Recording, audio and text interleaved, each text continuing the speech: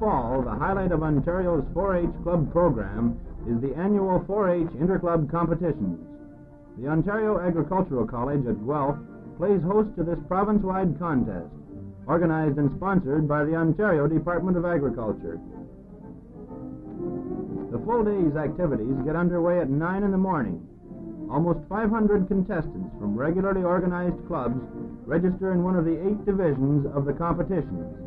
These divisions are dairy calf, beef calf, swine, poultry, grain, potato, forestry, and tractor maintenance clubs. Each 4-H club may send a team of 2 members, either boys or girls. Contestants must be at least 16 and not over 21.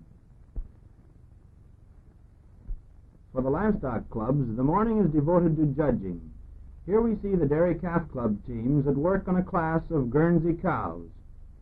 The basis of 4-H club activities in the province, whether it is a dairy calf club or any other, is a project which may be carried out on the member's own farm.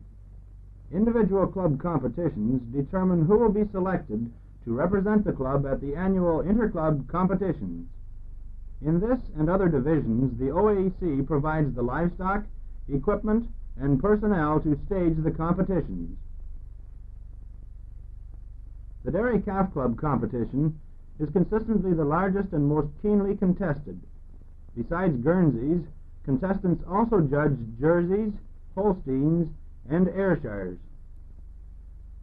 The 4-H Beef Calf Club teams are required to judge Aberdeen Angus, Hereford, Shorthorn, and Market classes. Standard judging procedure here, as well as in the dairy and swine divisions, is to get an overall impression of the class of 4 first, and then to move in to check individual characteristics. In this case, the team members check the quality and evenness of fleshing by actually handling the animal. Each competitor works by himself, and his decisions, regardless of the final outcome, will be his own. Over in the paddock area, there is the swine club competition. Genuine concentration and individual effort characterize all divisions. Each team is being coached by its county agricultural representative or his assistant. Consequently, the members know the important characteristics to look for. In this division, there is a class of carcasses as well. Hogs are graded and sold in Ontario according to rail grading standards. Quality on the hoof is one thing, but to know what features bring top prices on the rail will have a lasting value to these future hog producers. Contestants in the poultry division wouldn't have too much luck if their classes were allowed to run loose. Those feathers could cover a multitude of good and poor characteristics. Judging procedure here is not only what your eyes tell you, but also what your hands do.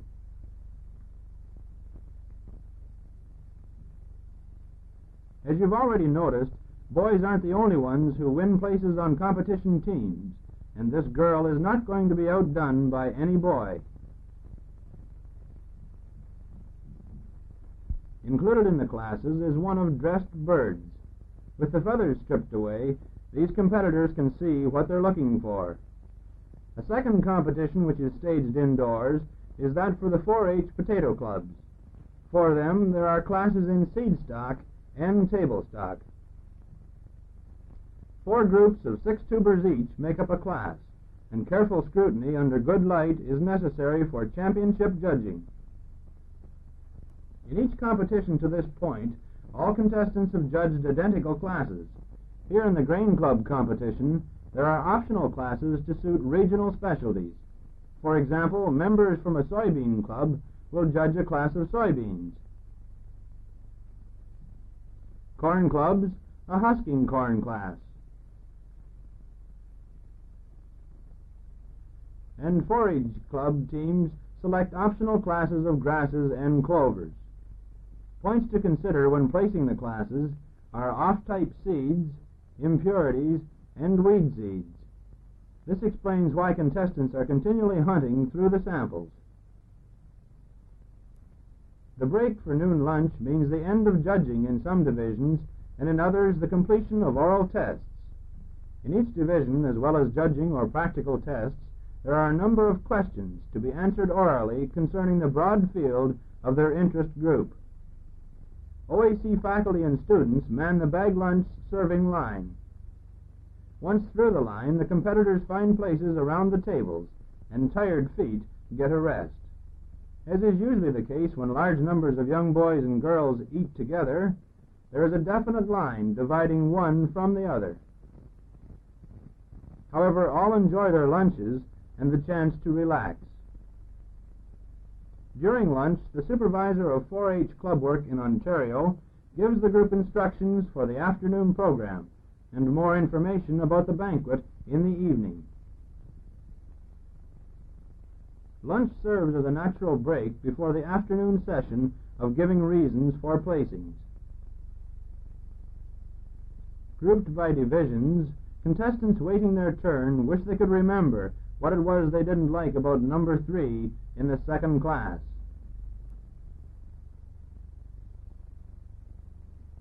For this fellow, his time has come. While some are busy giving reasons, others have time for serious thinking. Safety and efficiency. These are the two factors that are all important in the Tractor Maintenance Club's driving competition.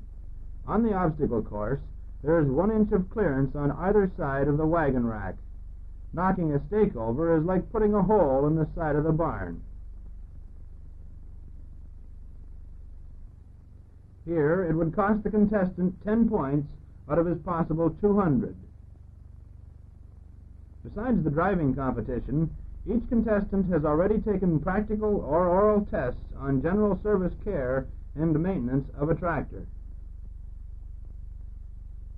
As an agricultural engineering fieldman marks him on safety, a team member attempts to back his wagon up to a dummy platform. This is the second phase of the obstacle course. The next contestant patiently watches the fellow ahead of him. The last obstacle is maneuvering the tractor so the hitch is directly over a stake in the ground.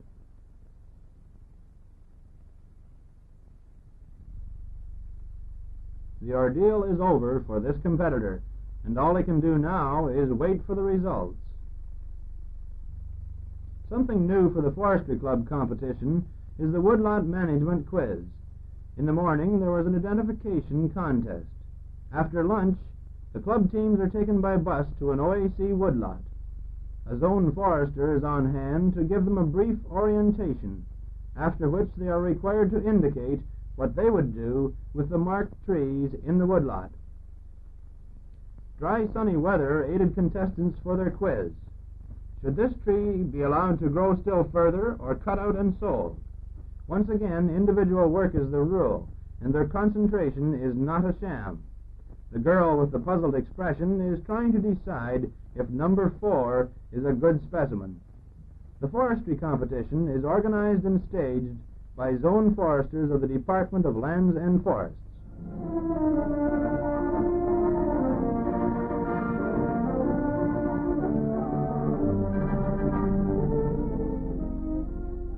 A fitting reward for the concentration and hard work of the day is a full-scale banquet in the evening.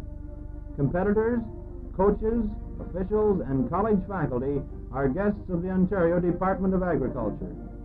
Speaking to them as potential students, the president of the Ontario Agricultural College welcomes the 4-H club members to the campus. In his capacity as general chairman of the competitions and of the banquet, the provincial supervisor of 4-H club work introduces the Minister of Agriculture for Ontario. The thought in the minister's message was that the future of Canadian agriculture is in the hands of the young people, and those involved in 4-H clubs and similar work will be looked to as future leaders. What is uppermost in everyone's mind is who are the winners, as well as a trophy in each of the 8 divisions and the applause of the 500 contestants. Through the 4-H Interclub Competitions, the Ontario Department of Agriculture and others interested in farming are providing a proving ground for these future leaders are present 4-H club members.